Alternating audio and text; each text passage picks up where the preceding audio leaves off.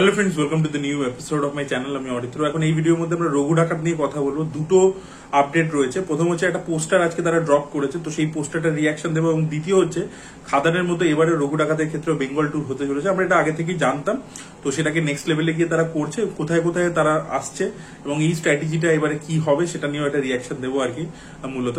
তো দেখুন, সব থেকে প্রথমে পোস্টারটা নিয়ে যদি কথা বলি, পোস্টারটাতে দেবে যে ফিজিকটা আমরা দেখতে পাচ্ছি আউটস্ট্যান্ডিং লাগছে।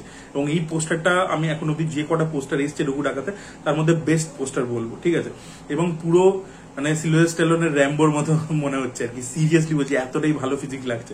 আমাদের এখানে বাংলাতে এরকম র্যাম্বোর মতো ছবি হয় না, নাহলে দেব এখানে যা চেহারা বানিয়েছে, একটা র্যাম্বোর মতো ছবি অনায়াসে করা যায় তাকে নিয়ে। মানে যেরকম ফিজিক বানিয়েছে হেভি লাগছে, ব্যাপক লাগছে আর কি। সিরিয়াসলি বলছি, মানে নেক্সট লেভেলে লাগছে। এবং জাস্ট ভাবুন, যখন প্রথম রঘু ডাকাতের 2021 সালে অ্যানাউন্সমেন্ট এসেছিল, সেখানে ব্যাক শটে যখন আমরা দেখতে পেয়েছিলাম, তখন কিন্তু চেহারাটা বাঙালি ডাকাতের মতো রেখেছিল। বাট যেহেতু আপনাদেরকে আমি বলেছিলাম যে এবারে অ্যাপ্রোচটা তাদের পুরো out and out commercial, because Khadaan successful হয়েছে, তারা দেখে নিয়েছে দেবকে, তার মাস অডিয়েন্স তাকে এই অবতারেই দেখতে চায় কোথাটা। তো তাই জন্য দেব নিজের ফিজিকের উপর আরো কাজ করেছে, খাদানের থেকে অনেক বেটার ফিজিক এবারে বানিয়েছে এবং সেটা আমরা দেখতে পেয়েছি আর কি। তার এমনি পাবলিক অ্যাপিয়ারেন্সেও যদি দেখেন, লুক অনেক বেশি ইমপ্রুভ করে গেছে, তাকে দেখতে খুব ভালো লাগছে। ইভেন সে কিছু মাস আগে আর কি সোশ্যাল মিডিয়াতে কিছু ছবি ছেড়েছিল, সেগুলো যে লেভেলে ভাইরাল হয়েছিল, তো সেই লুকটাই আর কি যখন, এবং টিজারটা এত ভালো হয়েছিল রঘু ডাকাতের ক্ষেত্রে, এবং সেখানেও যখন তাকে আমরা উইথ সিক্স প্যাকস দেখলাম, সেটাও কিন্তু যথেষ্ট সাড়া ফেলেছিল।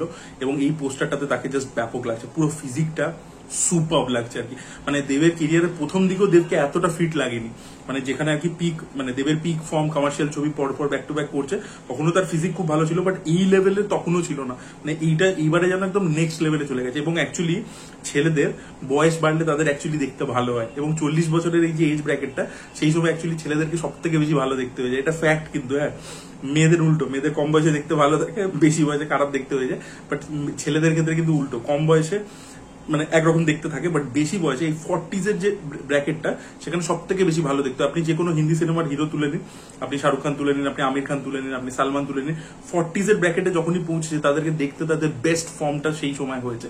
এবং সেটা আমরা দেবের ক্ষেত্রেও দেখতে পাচ্ছি। দেবকে জাস্ট ব্যাপক লাগছে আর কি পোস্টারটার মধ্যে, আমার হেভি লেগেছে।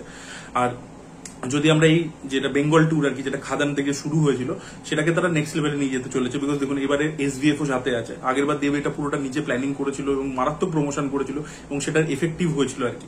মানে এফেক্টিভ প্রমোশন, যে সিঙ্গেল স্ক্রিন ইত্যাদিতে গিয়ে ভিজিট করা এবং পোস্ট রিলিজ প্রমোশনও কন্টিনিউসলি তারা করতে থেকেছিল, যে কারণে কিন্তু প্রচুর মানুষ, হিউজ একটা ফুটফল আমরা দেখতে পেয়েছিলাম খাদানের ক্ষেত্রে। তো সেটা কিন্তু এবারেও তারা হতে চলেছে। এবং যেহেতু SVF রয়েছে, যাদের মার্কেটিং টিম মারাত্মক স্ট্রং, তো সেই জন্য সেটা আর কি সোনায় সোহাগা হয়ে গেছে আর কি। তো এবারে তাদের যে প্ল্যানিংটা রয়েছে, সেটা তারা আর কি একটা ভিডিও ড্রপ করেছে, এবং সেখানে তারা জানিয়ে দিয়েছে প্রথম কথা যে টিম কারা কারা আসছে আর কি। দেব তো একা আসবেন না, তার সাথে আসছে হচ্ছে অনির্বাণ ভট্টাচার্য রয়েছে, ইধিকা রয়েছে, সোহিনী রয়েছে, ওম সাহানি রয়েছে, তার সাথে মিউজিকের টিম থেকে রয়েছে হচ্ছে রথিজিৎ এবং নীলায়ন, তারা দুজন থাকবেন, এবং ডিরেক্টর ধ্রুব ব্যানার্জি।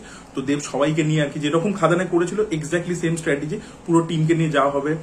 সিনেমার যে গান ইত্যাদি থাকবে সেগুলো নিয়ে করা হবে, সেখানে শোর মতো করা হবে, এবং প্রচুর লোককে নিয়ে আসা, মানে সেখানে আর কি আসবে, তারা অ্যাটেন্ড করবে ইভেন্টটাকে। এবং সেখান থেকে আর কি আমরা ডেফিনেটলি একটা হলে রিয়াকশন দেখতে পাবো, সেটা আর কি রিফ্লেকশন দেখতে পাবো।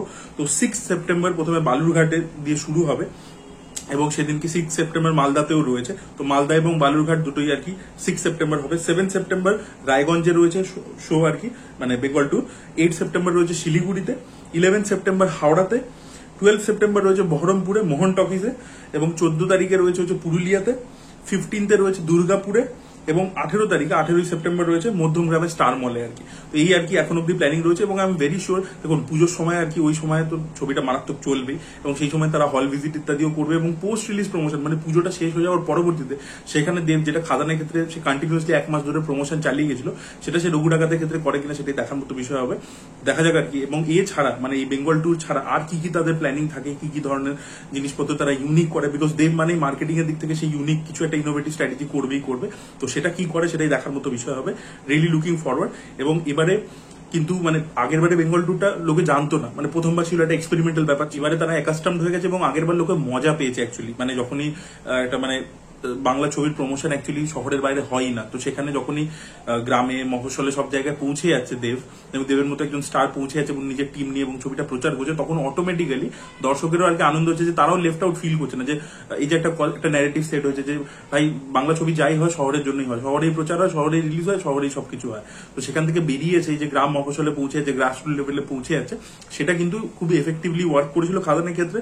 লোকে কোথাও ল্যাপ আপ করেছিল ব্যাপারটাকে, এবং পরবর্তীকালে যখন ন্যাশনাল রিলিজ হয়েছিল খাদানের ক্ষেত্রে, সেখানেও কিন্তু যেহেতু ওই ব্যাপারটা ছড়িয়ে পড়েছিল, তাই জন্য কিন্তু সেখানেও কিন্তু প্রচুর বাঙালি কিন্তু যারা ধরুন কাজ করতে, আমি হায়দ্রাবাদে ক্ষেত্রে বলতে পারি যে আমার যে জামাইবাবু সে থাকে সেখানে, তো সে গেছিল দেখতে, তো সে দেখতে গেছিল, সে ওখানে দেখছিল যে প্রচুর বাঙালি আর কি যারা কাজের সূত্রে ওখানে রয়েছে, সেটা বিভিন্ন ইকোনমিক স্ট্রাটার লোকজন, তারা কিন্তু সবাই কিন্তু গেছে ছবিটা দেখতে এবং তারা বিশাল হল্লা করছে। তো সেই জিনিসপত্র কিন্তু তারা মানে মজা পেয়েছে, বহুদিন পরে একটা ছবি ওরকম সেলিব্রেশনে কনভার্টেড হয়েছিল। তো সেটা কিন্তু আমার মনে হয় রঘু ডাকাতের ক্ষেত্রেও তারা আবার মানে নেক্সট লেভেলে গিয়েও সেটা হবে আর কি, যে যখন আর কি এখানে তো চলবেই, এবং যখন প্যান ইন্ডিয়া লেভেলে তারা রিলিজ করবে, ন্যাশনাল রিলিজ করবে, সেখানেও এবং ন্যাশনালি প্রচার হয় না, বাট এই যে হাইপটা, এই যে প্রচারের হাইপটা, যেটা সোশ্যাল মিডিয়া ইত্যাদির মাধ্যমে প্রোপাগেট করে কোথাও গিয়ে ওটা ওখানে পৌঁছে যাবে। তো সবকিছু মিলিয়ে আমি তো রঘু ডাকাত নিয়ে এমনি প্রচন্ড এক্সাইটেড, প্রত্যেকটা কন্টেন্টই আমার এখন অব্দি সুপার লেগেছে, টিজারটা স্পেশালি নেক্সট লেভেল ছিল, আজকের পোস্টারটা জাস্ট ঘ্যামা হয়েছে, এবং বেঙ্গল টুকুরের জন্য আমিও তাকিয়ে রয়েছি, দেখা যাক এবারে কিরকম হয় আর কি, এবং এবারে তাদের কি কি গান রয়েছে। আগের বার তো যেরকম এই কিশোরী গানটা, সেটা যে পারফরমেন্সটা বিভিন্ন জায়গায় হয়েছিল, সেটা প্রচন্ড ভাইরাল হয়েছিল। তো দেখা যাক এবারে কি গান রয়েছে, যে গানটা তারা থাইল্যান্ডে শুট করেছে, যেগুলো আপনাদেরকে এক্সক্লুসিভ আপডেটে বলেছিলাম, তো সেই গানটা কতটা ভালো হয়, সেটা কিভাবে ভাইরাল হয়, সেগুলো এখানে আর কি যখন আসবে, মানে এই ইভেন্টস গুলোতে যখন গাওয়া হবে, তখন সেখানে কি দর্শকের রিয়াকশন থাকে, সেগুলো সব দেখার জন্য আমিও মুখিয়ে রয়েছি। আপনাদের কি ওপিনিয়ন পুরো বিষয়টাকে নিয়ে অবশ্যই কমেন্টে লিখে জানাবেন। এই ভিডিওটা ভালো লেগে থাকলে লাইক করুন, শেয়ার করুন, চ্যানেলটিকে সাবস্ক্রাইব করতে ভুলবেন না। Bye bye.